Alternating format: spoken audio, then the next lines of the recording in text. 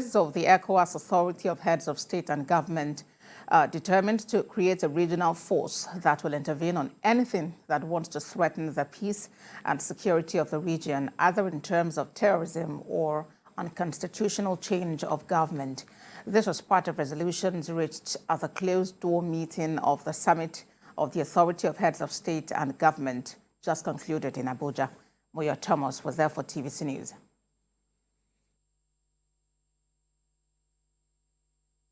The recent happenings in the region, from the undemocratic takeover of government by the military to the increase in insecurity and organized crime, has made leaders to agree on a change of strategy. They believe only drastic measures can bring the change the region so desires and needs. The leaders, rising from the 62nd ordinary session of the Ecowas Authority of Heads of State and Government, took the decision to recalibrate the peace and security architecture of the region. The president of the Ecowas Commission, who briefed journalists after the summit, says chiefs of defense staffs of the region will work on the modalities of how the regional force will work. The leaders are determined to establish a regional force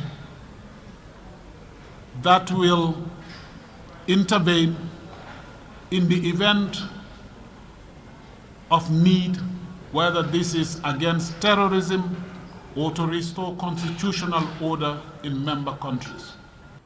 Funding was also discussed by the leaders of the authority, who agree that voluntary contributions have not really helped the region. Now they conclude there is need to ensure deliberate contribution by all member states in a bid to raise funds to meet the region's action plan. The leaders have decided to walk away from voluntary contributions, to rely on their own resources.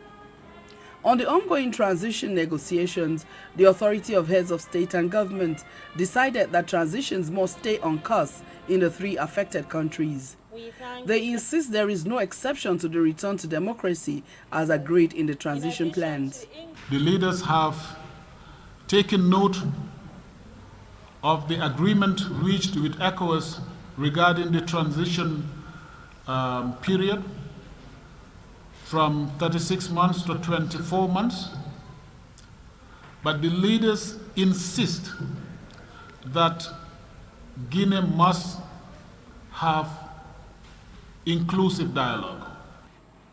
They also expressed concern over the continued detention of Ivorian soldiers in Mali since July 2022.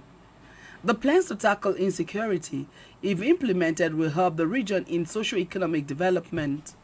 Moyo Thomas, TVC News, Abuja.